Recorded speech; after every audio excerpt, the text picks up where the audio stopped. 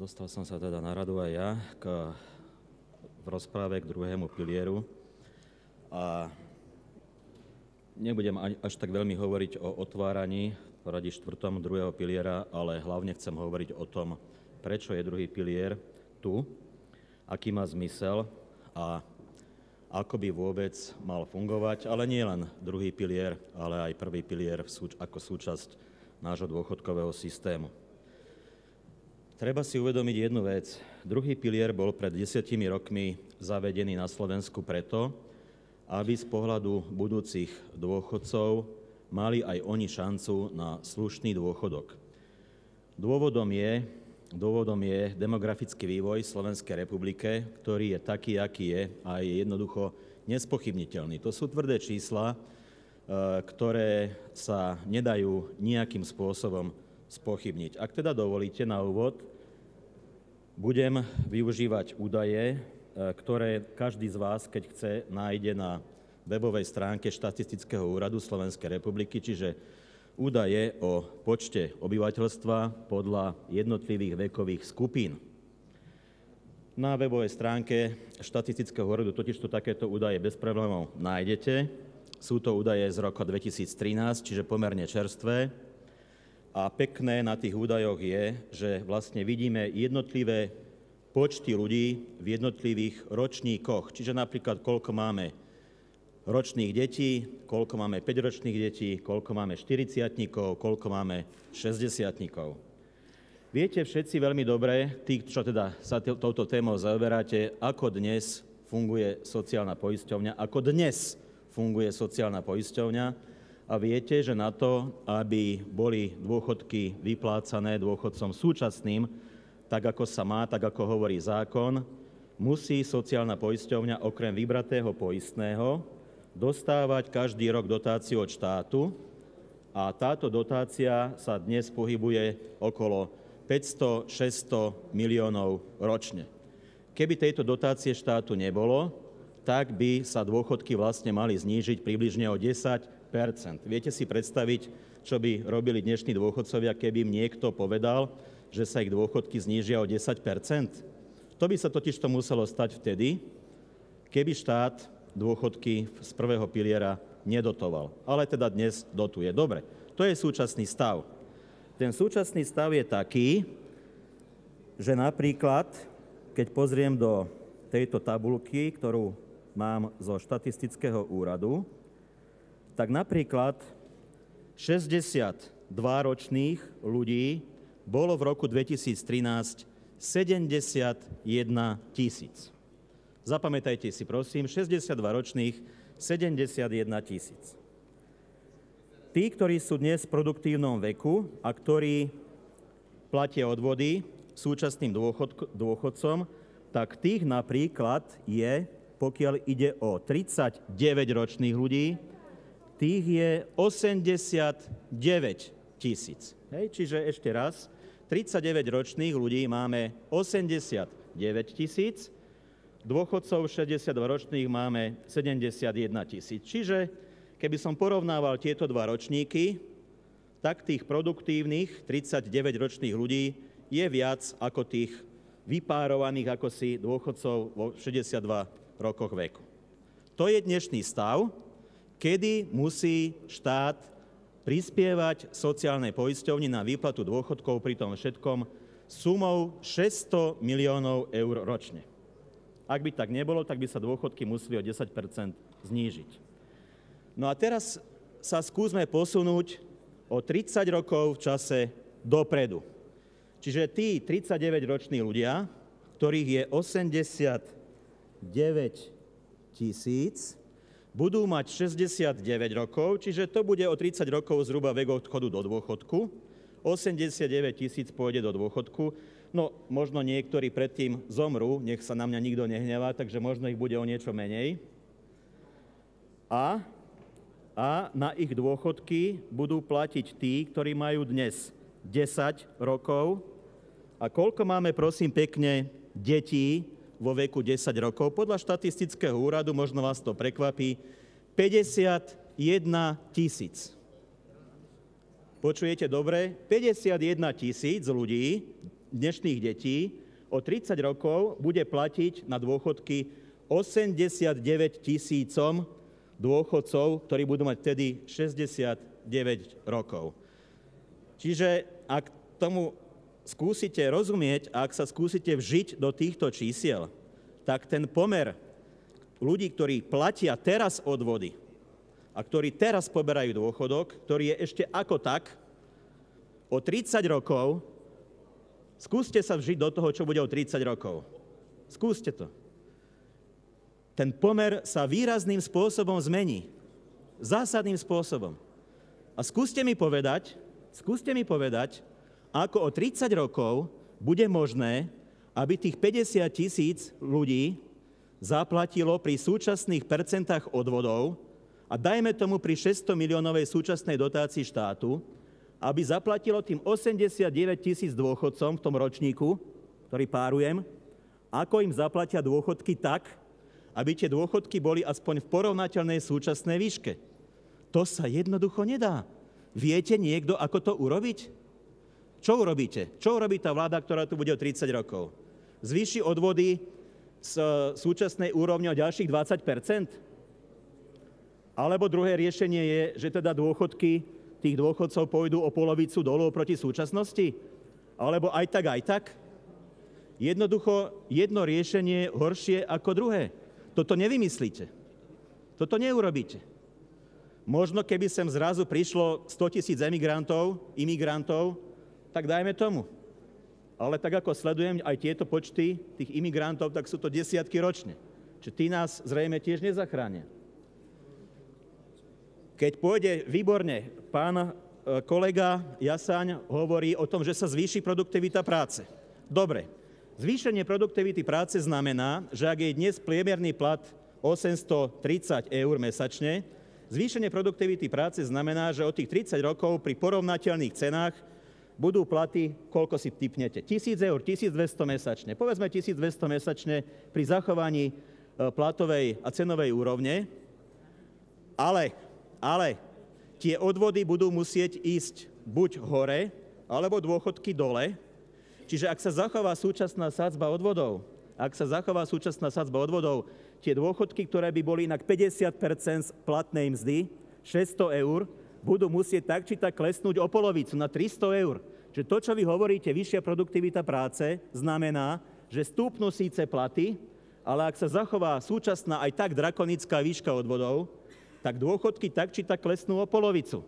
Dnes tvoria 50% priemernej mzdy približne, 830 eur je priemerná mzda, 415 eur, možno sa mýlim o pár eur, je priemerný novovymeraný dôchodok. Ono to takto sedí. Čiže keď sa zachová výška odvodov, hoci platy stúpnú na 1200, dôchodky klesnú na 300 eur. Vysvetlí niekto z vás o 30 rokov, keď to dožijete, tým dôchodcom, prečo majú 300-eurové dôchodky? Vysvetlíte im to? Postavíte sa pred nich? Pokračujem teda vo vystúpení v rozprave k otvoreniu druhého piliera. Pred prestávkou, pred hlasovaním som uviedol čísla, demografické čísla o počte ľudí na Slovensku v jednotlivých vekových ročníkoch a hovoril som o tom, že napríklad ľudí, ktorí majú 62 rokov, je približne 70 000, teda tí, ktorí teraz práve začali poberať dôchodok, je 70 000. Ako príklad som uviedol generáciu 39-ročných, ktorí dnes platia odvody súčasným dôchodcom, ktorých je približne 90 000 v tomto ročníku.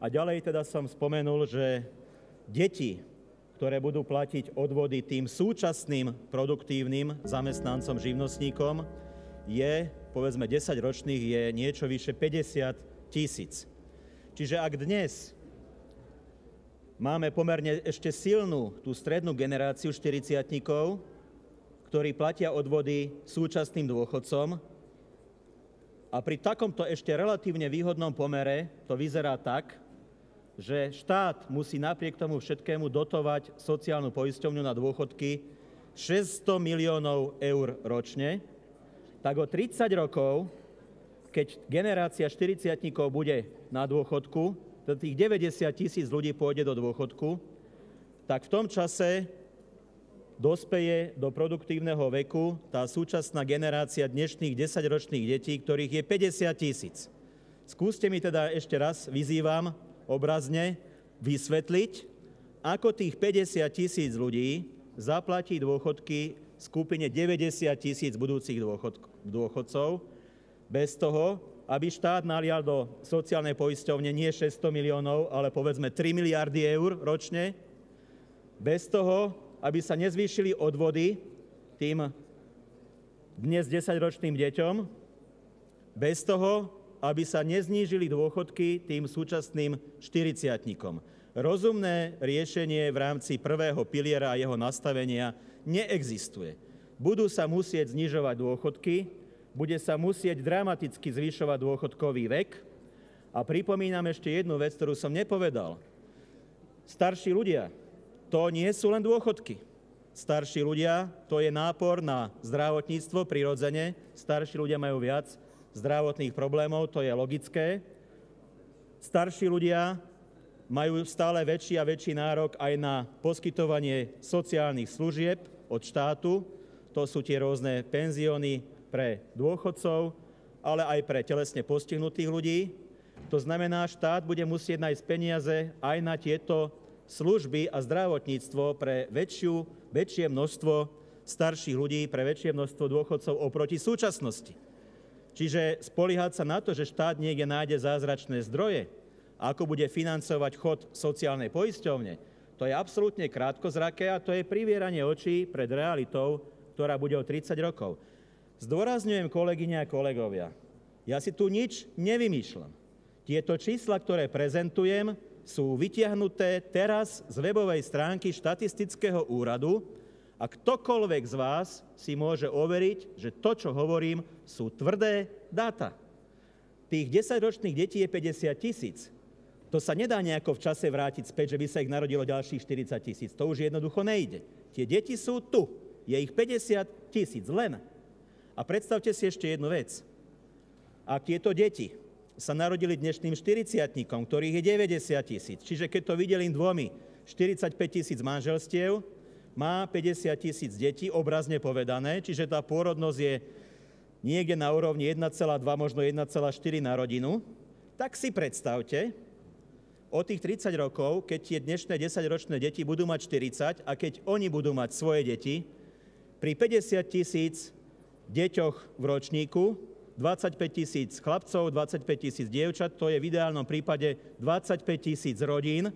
Pri pôrodnosti 1,2, 1,4, to znamená, že im sa narodí možno 30, možno 40 000 detí maximálne. Čiže žiaľ, to už je tu. To sa nedá zvrátiť. To neurobi nikto. My sa môžeme snažiť napríklad lepšou rodinnou politikou štátu, aby pôrodnosť sa zdvihla, ale skúsenosti aj z iných vyspelých krajín, kde to takto robia na rozdiel od Slovenska, ukazuje, že nie vždy tá investícia do rodinnej politiky znamená automatické zdvihnutie pôrodnosti. A opakujem, keby sa tak aj stalo, tých 10-ročných detí je 50 000, tie už jednoducho nepribudnú. To už je tu, tie deti sú tu. To je konečný stav. Takto to 30 rokov bude vyzerať. Žiadne strašenie, toto je realita. To dúfam uznáte. Čiže, aké je východisko? Východisko je, aby si ľudia, ktorí sú dnes v produktívnom veku, šetrili na dôchodok. Chce snáď niekto z vás povedať, že šetrenie je zlá vec? Chce snáď niekto povedať, že keď si šetrím na niečo, že robím chybu?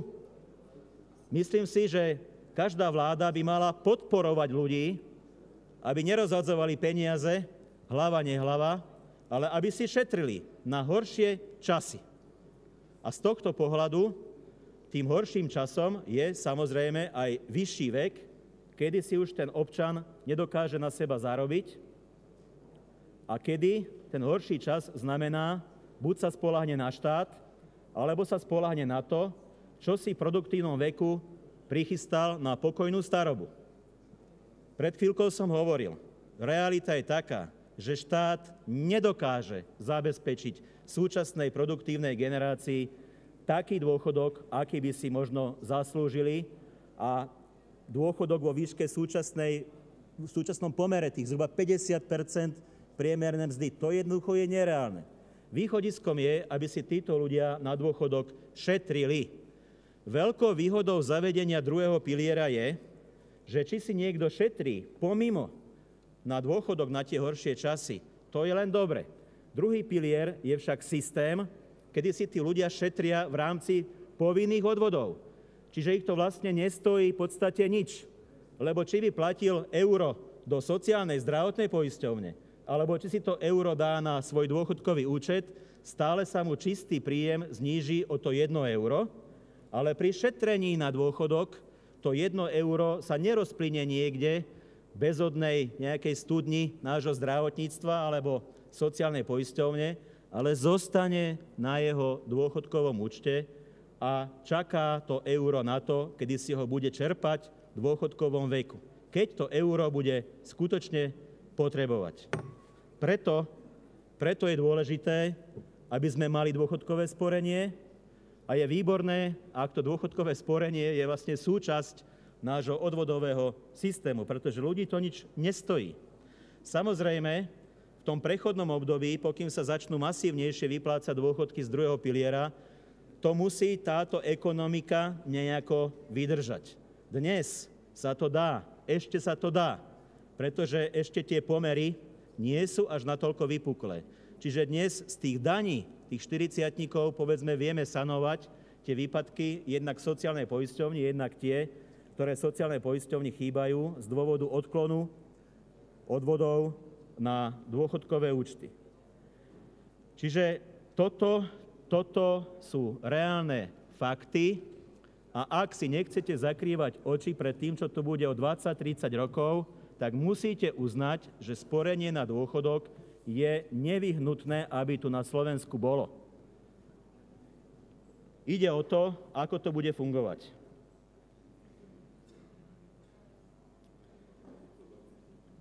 Pripomínam pre tých, čo ma nepočuli pred prestávkou, že tá situácia je už vlastne dnes alarmujúca a nie je celkom férová voči tým, ktorí už začínajú čerpať dôchodky z druhého piliera.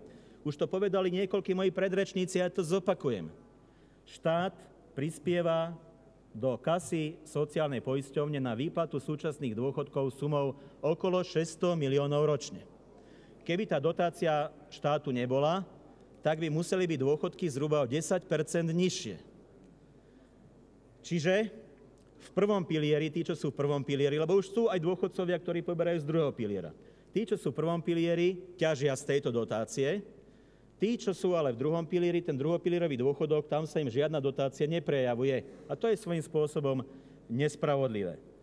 Ďalší problém je ten, že máme na Slovensku v sociálnej poisťovni dlhodobo stav, už 10 rokov, od roku 2004, odkedy boli nastavené tie percentá odvodov do jednotlivých fondov.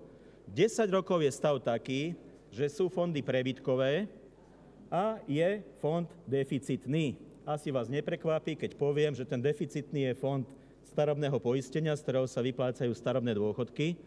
No a tie deficitné podľa sezóny sú obvykle fond poistenia v nezamestnanosti, fond úrazového poistenia, fond nemocenského poistenia. Čiže z týchto fondov sa dotuje stratový fond starobného poistenia.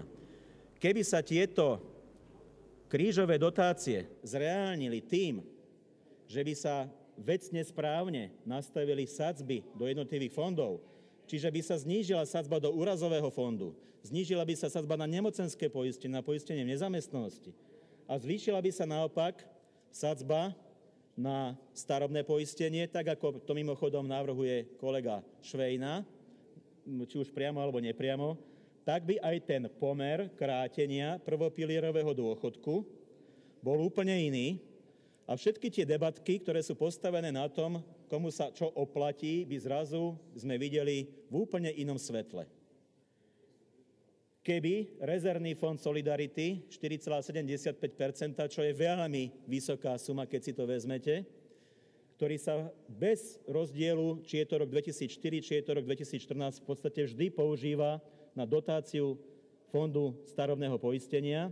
Keby sa demaskoval v tom zmysle, že povieme, že od tých 4,75 sa zvyšuje vlastne samotný odvod na starobné poistenie, tak zase bolo by to v úplne inom svetle a úplne inak by mal vyzerať ten pomer krátenia prvopilierového dôchodku sporiteľa, ktorý je v druhom pilieri.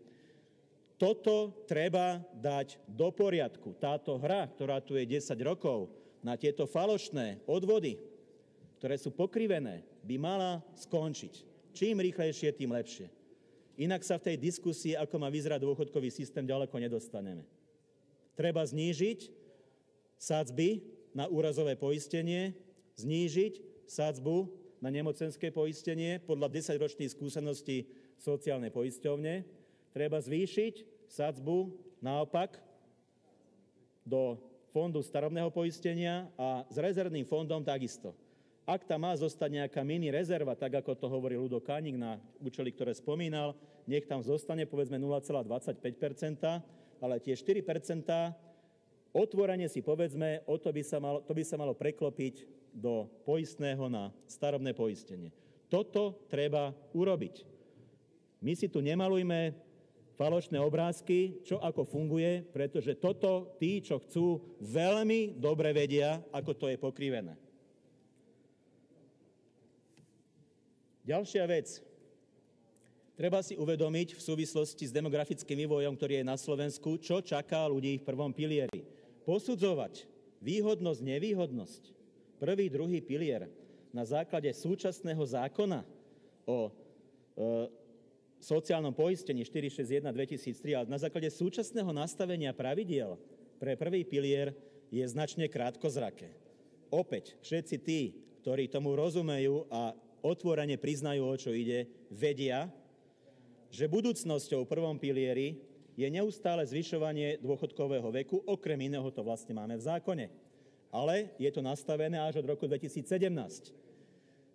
Milí priatelia, viete, čo tu bude v roku 2017? Ten dôchodkový vek, ktorý je dnes 62 rokov, zrazu prudko začne skákať, ani sa nenazdáme, bude to 63, bude to 64, bude to 65 rokov. V horizonte niekoľkých rokov to bude 65 rokov dôchodkový vek a nezastaví sa to. Bude sa to stále zvyšovať. Nedávno som zachytil informáciu, že vek dožitia sa prudko zvyšuje. To pri nastavení zákona znamená, že sa bude prudko zvyšovať aj dôchodkový vek. A ja teraz nehľadám spôsoby, že nie, zastavme to. To sa zastaviť nesmie, pretože nás ten systém, tá demografia jednoducho nepustí. Bolo by vrcholne nezodpovedné sa teraz začať baviť o tom, nie, zastavme dôchodkový vek na 62 rokoch, to by sociálna poisťovňa skutočne vôbec neprežila. Nie o 30 rokov, ale o rok, o 2, o 3. Čiže toto musí bohužiaľ prísť. Ďalej, budúcnosť v prvom pilieri je taká, že sa bude zvyšovať tzv. Solidarita v prvom pilieri. To je takisto nevyhnutnosť. Solidarita sa zvyšuje už teraz, v tejto sekunde sa zvyšuje solidarita, pretože tí, ktorí majú nadpriemerný príjem, každý rok sa im znižuje priemerný osobný mzdový bod, ktorý sa im reálne započítava, a naopak tí, ktorí majú príjem podpriemerný, tak tým sa zase permanentne zvyšuje. A ďalej, naživo vidíme v priamom prenose, ako sa teda zavádza tzv. Minimálny dôchodok, čo je ďalší prvok solidarity. To sú dobré veci, ale treba si uvedomiť, že je to niečo za niečo. To zvyšovanie solidarity pre tých, ktorí majú priemerný a nadpriemerný najmä zárobok, znamená, že sa vôbec nemôžu spoliehať na to, že v budúcnosti opäť o 10, o 30 rokov dostanú to, čo by dostali hypoteticky, keby šli na dôchodok dnes. Čiže všetci tí, ktorí majú minimálne priemerný zárobok, musia byť pripravení na horšie časy, pokiaľ ide o prvý pilier. Tí, ktorí majú príjmy minimálne, alebo dokonca vôbec nepracujú, sú nezamestnaní, tak tí sa môžu tešiť v úvodzovkách na ten minimálny dôchodok, ale ten minimálny dôchodok, prosím vás pekne, viete si predstaviť žiť z 260 alebo z 290 eur mesačne? Možno sa takto prežiť dá, ale to je naozaj o holom prežití. Ten, kto chce mať lepší dôchodok, musí preto niečo urobiť, respektíve pre neho by sme mali niečo urobiť my, ako zákonodarci, pretože inak sa nám tá generácia, ktorá pôjde do dôchodku budúcnosti, asi nepoďakuje. Valorizácia. Zoberte si ako vyzerá zákon o sociálnom poistení. Valorizácia sa každoročne z pohľadu dôchodcov zhoršuje. Tak to jednoducho je a tak to aj bude, lebo zase čísla v sociálnej poisťovni nepustia. Čiže napríklad, neviem, či viete, akým spôsobom sa zvyšovali dôchodky zo sociálnej poisťovne teraz k 1. januáru. Ak neviete, poviem 5,20. Dôchodky zo sociálnej poisťovne sa tento rok zvyšovali o 5,20. Pre občana, ktorý má 200-eurový dôchodok, 5,20 je proporcionálne, percentuálne možno celkom ako fajn. 5,20 z 200 eur má 205,20, no možno, že sa teší. Ale občan, ktorý má 400-eurový, 500-eurový dôchodok, tak asi pán minister vás dobrom nespomína, aj keď vy za to priamo v podstate nemôžete, lebo takto jednoducho je a takto jednoducho aj ďalej bude. A takto jednoducho aj ďalej bude a bude horšie. Pretože ten princíp valorizácie, dôchodcovská inflácia, sa bude vlastne permanentne každý rok z pohľadu dôchodcov fakticky zhoršovať. Pretože ten potenciálny rast priemernej mzdy, alebo ako kolega Jasaň hovorí, produktivity práce, sa do tej valorizácie už zapracovávať nebude. Ďalšia vec je, že ten súčasný vzorec ako taký, počet odpracovaných rokov, respektíve rokov dôchodkového poistenia, krát priemerný osobný mzdový bod, krát dôchodková hodnota je principiálne neudržateľný. Tá dôchodková hodnota takzvaná, ktorou sa vlastne dosahuje to, že ten dôchodok je približne 50% predchádzajúcej mzdy toho občana. Tá dôchodková hodnota je dnes 10,68. To vlastne zabezpečuje občanovi zhruba 50% v podobe dôchodku toho, čo predtým zarábal. Ak niekto zarábal 800 eur, má dôchodok 400. Veľmi zjednodušujem, ale takto to funguje. Táto dôchodková hodnota sa zmenením tých demografických čísiel bude musieť znížiť. Nebude v reči dnešných čísel 10,68, ale bude povedzme 8 eur. Takže ten, kto dnes dostane 400, tak o 10-15 rokov dostane 320 v reči dnešných čísel. Tá realita nepustí. Ako sa pozriete do očí dnešným 40-tníkom, 50-tníkom, keď pôjdu do dôchodku a keď namiesto tých 400-eurových dôchodkov, čo by dostali dnes, dostanú 320?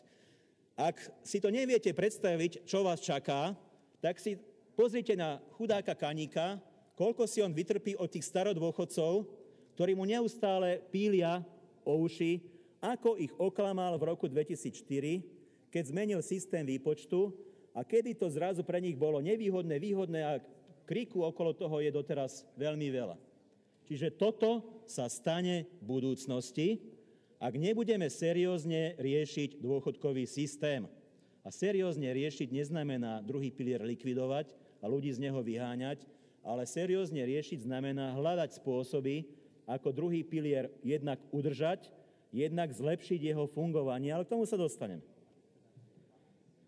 Čiže k tej diskusii, ktorá sa tu snaží byť, pre koho je výhodné byť v druhom pilieri, pre koho nie je výhodné.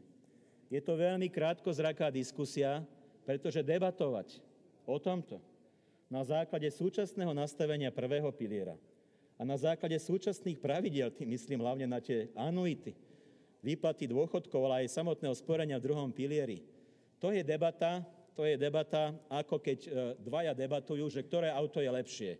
Stará Škodovka alebo starý Trabant. Najlepší Mercedes. Hej, čiže nebáme sa o tom, či je lepšia stará Škodovka alebo starý Trabant. Báme sa o tom, že najlepšie autá robia tí a tí. Tam poďme s tou diskusiou. Čiže báme sa o tom, ako to urobiť, aby tie dôchodky 30-tníkov, 40-tníkov, 50-tníkov boli čo najlepšie. A ak tú debatu zužujete na generáciu 55-60 ročných, vystúpte z druhého piliera. Dobre, možno máte v niečom pravdu, pretože o 2 alebo o 3 roky sa tie pravidlá nezmenia, pokiaľ ide o prvý pilier, respektíve sú také, aké sú nastavené teraz. Po chvíľku ešte vydrží, 5 rokov. Ale nehovorte súčasným 50-tníkom, 40-tníkom, 30-tníkom a duplomne mladým ľuďom, ktorí začínajú pracovať, že pre nich je druhý pilier nevýhodný. To je absolútny nezmysel. Ak dnešní mladí ľudia nebudú v druhom pilieri, tak nechcem vidieť ich dôchodky, keď pôjdu oni do dôchodku.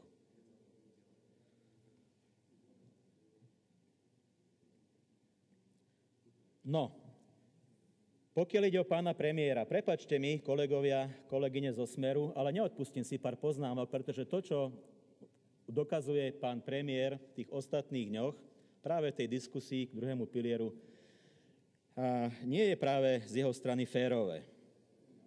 Nie je férové, pretože pán premiér, podľa mňa úmyselne, pretože hlúpy nie je, podľa mňa úmyselne uvádza také argumenty, ktorými ľudí úmyselne zavádza a týmito argumentami sa snaží docieliť, aby ľudia z druhého piliera vystúpili. Vystúpili, to znamená, odozdali svoje úspory, niekto 5, niekto 10, niekto 2000 eur sociálnej poisťovni. Ak sa vám to vydarí minimálne tak, ako to bolo pred 2 rokmi, tak nejakých pár stoviek miliónov sociálna poisťovňa dostane. Nie len, že jednorazovo, ale aj potom v ďalšom priebehu, pretože tí ľudia budú platiť tie súčasné 4% nie do druhého piliera, ale do prvého. Čiže budete mať celkom slušný balík peňazí na to rozdávanie, ktorého sme v súčasnosti svedkom. Nie ste schopní ľudí na Slovensku uspokojiť ako vláda inými rozumnými opatreniami, tak vymýšľate hlúposti, ako ľuďom niečo darovať, ako bude niečo zadarmo, ako niečo bude za polovičnú cenu, aby ste týmto spôsobom získali strácajúcich sa voličov. To je hanebné. Takto zodpovedná vláda nepristupuje. Dobre, čo sa stalo doteraz, pokiaľ ide o históriu druhého piliera od roku 2005-2006 doteraz? Ja sa pokúsim zrekapitulovať v ďalších minútach históriu jednotlivých významných udalostí, na ktorej vám chcem ukázať, kto je zodpovedný za to, že druhý pilier nefunguje tak, ako by fungovať mohol. Vaša prvá vláda v rokoch 2006-2010 hneď pri nastúpení nerobila nič iné, len verbálne neustále útočila na existenciu druhého piliera a snažili ste sa vlastne ľudí zneistiť rečami o tom, že druhý pilier je nejaká zlá pravicová reforma, druhý pilier je nezmysel, nebude to fungovať, nebudú mať ľudia dôchodky. Jednoducho táto retorika, ktorou ste vtedy začali, bola už vtedy vrcholne nezodpovedná a namiesto toho, aby ste sa pripojili ku konštruktívnemu dialógu, ako by mal druhý pilier fungovať dobre, dôvody som pomenoval v prvej časti, demografia, tak ste robili všetko preto, aby ste ľudí zneisťovali, aby ste na druhý pilier útočili, pretože počas tej vašej prvej vlády ste od začiatku vlastne kalkulovali s tým, že ak do toho druhého piliera vstúpilo vyše milióna pol ľudí, tam vstúpilo na začiatku, tak tým, že ste ten druhý pilier potom postupne otvorili, ste už takto získali určité zdroje, respektíve posilnili si sociálnu poisťovňu a mohli takto získané peniaze používať na tieto vaše tzv. Sociálne balíčky. Výsledkom týchto verbálnych útokov, zatiaľ verbálnych útokov, ktorými ste začali vládu v roku 2006, bolo to, že správcovské spoločnosti namiesto toho, aby mohli pokojne investovať prostriedky sporiteľov do výnosných produktov, do akcií, držali prostriedky sporiteľov s vedomím, že čo sa stane, budú musieť vyplácať prostriedky na účtoch v hotovosti. Držali tieto prostriedky v hotovosti, čo samozrejme nemohlo priniesť sporiteľom v tom čase taký výnos, aký by mohol byť. Počas vašej prvej vlády ste otvorili druhý pilier dokonca 2-krát. A to v rokoch 2008-2009. Teraz ho otvárate tiež už druhýkrát počas jedného vládnutia. Svetový, teda slovenský rekord, 4-krát otvorený druhý pilier, to sme tu ešte naozaj nemali. Čiže vtedy sa vám podarilo počas prvej vlády vyhnať asi 130 000 sporiteľov. Ak aj priznám, že odišli sporitelia, ktorí tam naozaj nemali čo hľadať, vo vlastnom záujme nemali nasporené, pretože boli nezamestnaní, respektíve boli v zahraničí, alebo mali jednoducho veľmi nízky príjem, tak v každom prípade tieto otvárania druhého piliera, či to bolo vtedy alebo teraz, prispievajú k destabilizácii druhého piliera, k zneisťovaniu ľudí v nedôveru politicky nielen dôchodkový, aj politický systém v nedôveru v akúkoľvek vládu, aká je na Slovensku a v akéhokoľvek politika, ktorý tu je. Či ste to vy, či sme to my, nech je to niekto ďalší. Madejova novela. Prelom v druhom pilieri znamenala hlavne tzv. Madejova novela v roku 2009, kde pán Madej sa podpísal pod neuveriteľne nešťastný, ak to som použil mierny výraz, pozmeňovák, podľa ktorého sa zaviedli tzv. Garancie vo všetkých dôchodkových fondoch. Absolútny nezmysel, ktorý spôsobil niekoľko ďalších nasledujúcich vlastne deformácií a hlavne pokles výnosov v druhom pilieri, lebo jednak bolo to v roku 2009, kedy už tá ekonomická kríza na kapitálových trhoch, to najhoršie už bolo preč. Vtedy sa oplatilo akcie nakupovať. Keby boli DSS-ky vtedy akcie nakupovali, tak tie akcie, ktoré by nakúpili, by priniesli zaujímavý výnos pre sporiteľov. Tie zhodnotenia mohli byť zaujímavé. Namiesto toho však DSS-ky boli nútené akcie vypredávať. Dôvod pozná každý, kto trošku rozumie kolektívnemu investovaniu.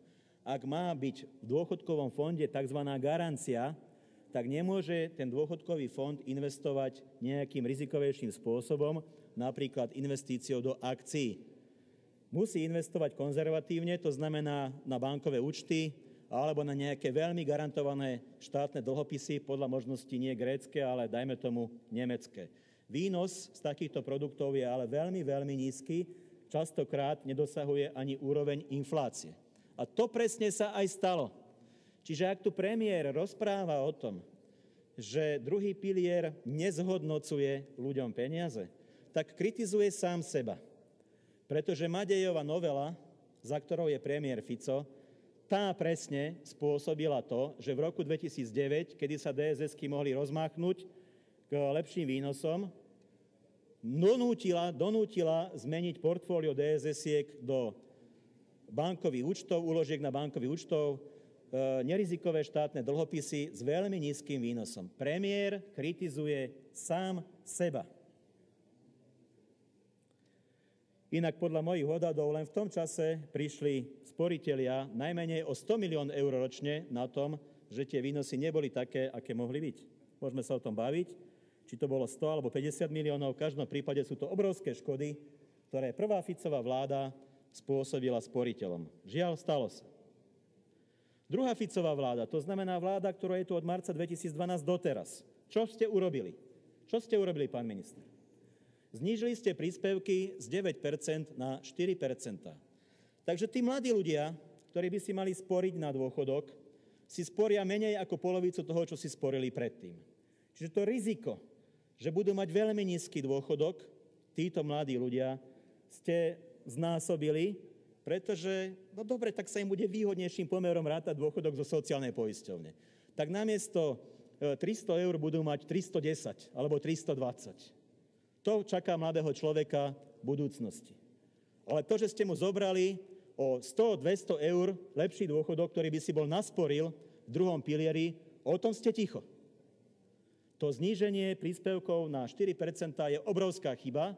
Samozrejme z pohľadu vašej vlády a z pohľadu ministra Kažimíra obrovský úspech, pretože sa znížil deficit. Vieme si lacno nakupovať, predávať štátne dlhopisy. Akí sme dobrí, ako sme znížili dlh. 500 miliónov ročne ste zobrali každý rok sporiteľom, aby sa minister Kažimír mohol chváliť, ako on znížil štátny dlh. Figu borovú znížil. Ak sa pozeráme trošku dopredu, tak je nám jasné, že v nejakom horizonte tých ďalších rokov sa štátny dlh Slovenska zvýši, pretože bude treba riešiť problém v dôchodkoch súčasnej generácie 40-tníkov, 50-tníkov. Neuveriteľné svinstvo, čo ste urobili v roku 2012. Zároveň ste otvorili druhý pilier tretíkrát, zneisťovanie, odchod nejakých tých sporiteľov nebol až taký zásadný, ale je to jednoducho zásah do stability systému. Každé otvorenie je zásah do stability systému.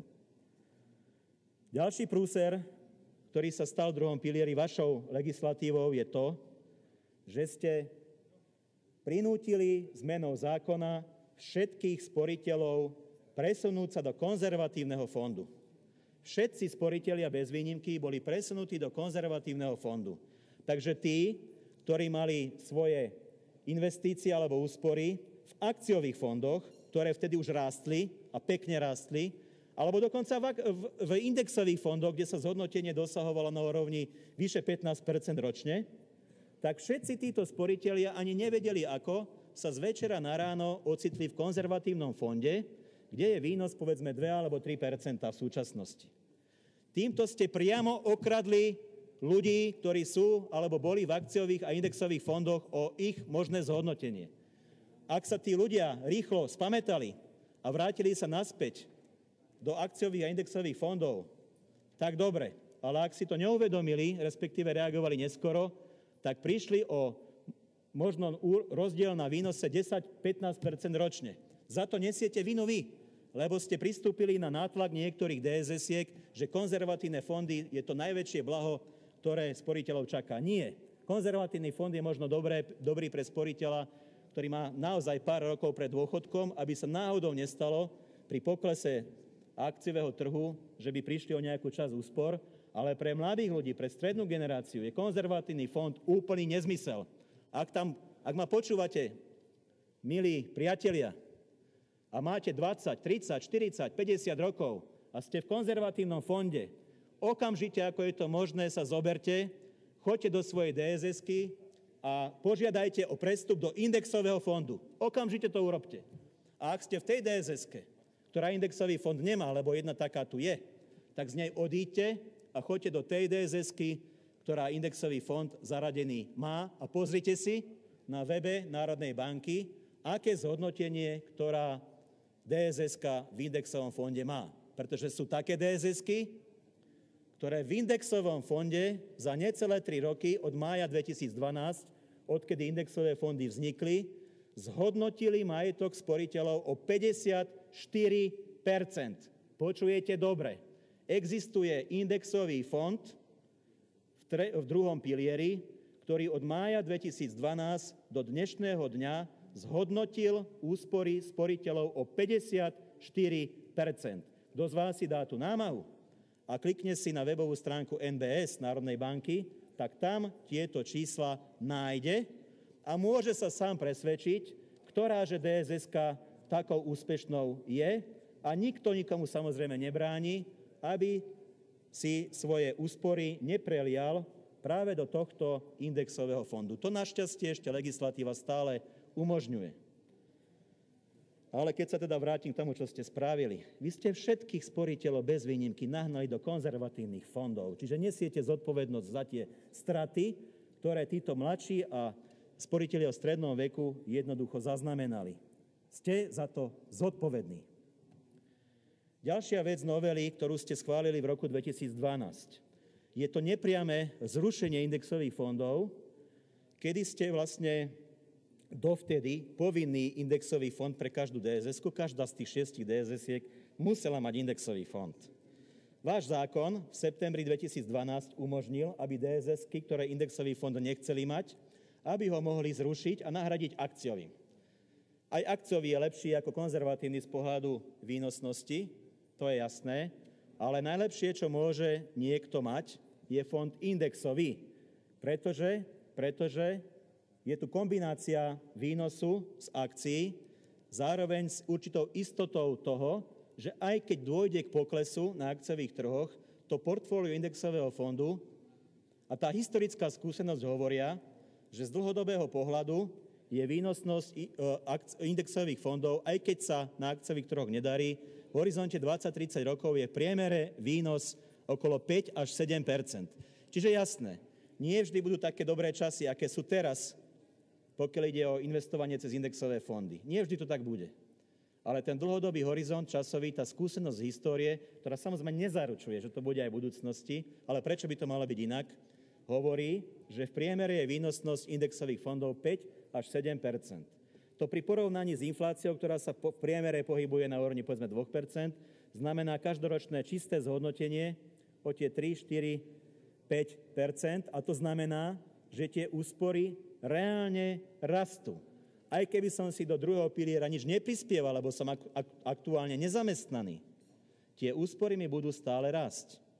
V prvom pilieri, ak som nezamestnaný a neplatím si odvody, nezaráta sa mi to obdobie do nároku na dôchodok, nebudem mať obrazne povedané nič.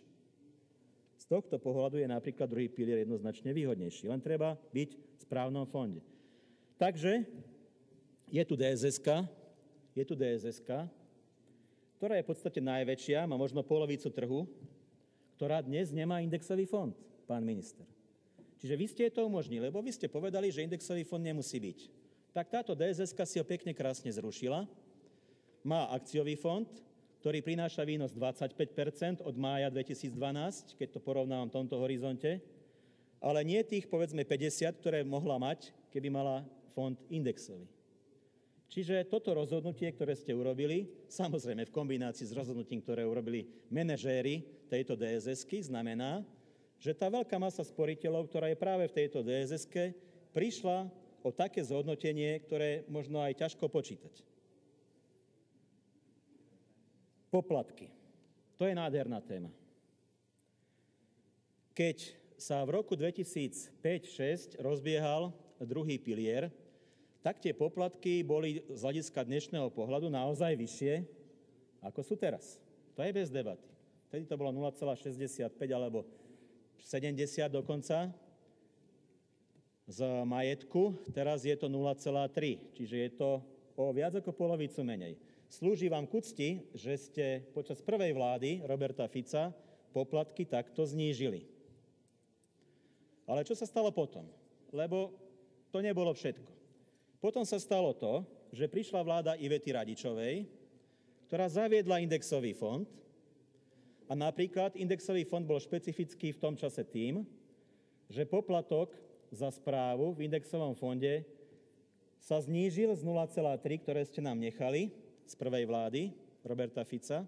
Tento poplatok sa znížil na 0,2, čiže znížil sa o tretinu. To nepopriete. A ďalšia vec, ak dovtedy boli poplatky za zhodnotenie, ktoré ste nechali po prvej Ficovej vláde, 5,6% zo zhodnotenia, tak tento nový indexový fond mal poplatok zo zhodnotenia, viete koľko? Čistú nulu. Čistú nulu. A to sú pritom fondy, ktoré to zhodnotenie, ako čas ukázal, prinášajú najvyššie. Čiže počas vlády Ivety Radičovej sa zaviedli indexové fondy, kde sa poplatok za správu znížil na 0,2% z majetku a poplatok z výnosu čistá nula. Čistá nula. Čiže z pohľadu nákladov na správu toho fondu, respektíve z pohľadu sporiteľa, koľko mi DSS-ka zoberie na poplatkoch, temer nič. Temer nič. Z výnosu absolútna nula. Prišli ste do vlády v roku 2012 a v novele od septembra 2012 sa poplatky upravili na jednotných 0,3 z majetku naspäť a poplatok z výnosu sa zvýšil z 5,6% na 10%. Tak dúfam, že mi nikto nebude tvrdiť, že druhá Ficová vláda znížila poplatky v druhom pilieri, pretože fakt je ten, že druhá Ficová vláda poplatky v druhom pilieri zvýšila. Ak som bol v indexovom fonde a som v ňom doteraz, dovtedy za vlády Ivety Radičovej 0,2% a nič z výnosu. Teraz za vás 0,3 z majetku a 10% z výnosu. 10% ste mi zobrali. Netvrďte mi, že druhá Ficová vláda znížila poplatky, pretože ich zvýšila. A v indexovom fonde zásadným spôsobom. To sa ani nedá povedať, že o koľko percent, lebo z nuly žiadne percentá nevypočítate, kto ste trošku matematici.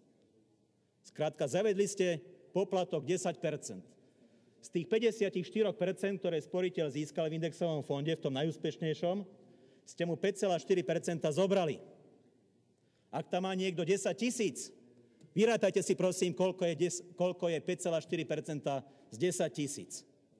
Kto je slabší v matematike, poradím. 540 eur ste mu zobrali, ktoré mu mali zostať. Toto ste urobili vy. A to neodškriepite. Je to v zákone. Čierne na bielom. Alebo keď si to dáte v jaspi, tak čierne na sivom. Pán minister,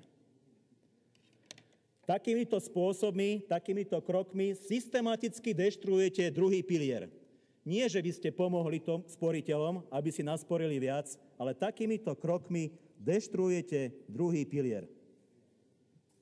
Beriete dôchodky súčasnej mladšej a strednej generácii. Anuitná novela. Teším sa na to, ako mi vo vašej reakcii poviete, veď aj ja som hlasoval za anuitnú novelu.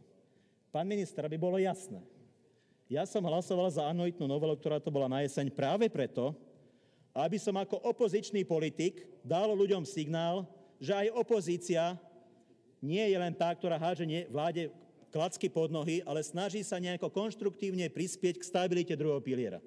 Ja si o tej anuitnej novele myslím svoje. A myslel som si to pred pol rokom, myslím si to doteraz. To, čo sa stalo po 1. januári, je dôkaz toho, ako ste to nezvládli s tímom vašich ľudí. Tie ponuky, ktoré dali tie 3 nešťastné životné poisťovne, jedna je úplne zúfalá, zhodou okolností je to práve tá poisťovňa, ktorá nemá ten indexový fond, to je taká pekná náhoda. Druhá ponuka je ešte ako tak, tretia ponuka je dajme tomu. Čiže dobre, že existuje aspoň tá tretia ponuka, čiže ten, kto by teda veľmi chcel ísť na dôchodok z druhého piliera už teraz, tak aspoň tú tretiu ponuku si vyberie a není to až taká veľká tragédia.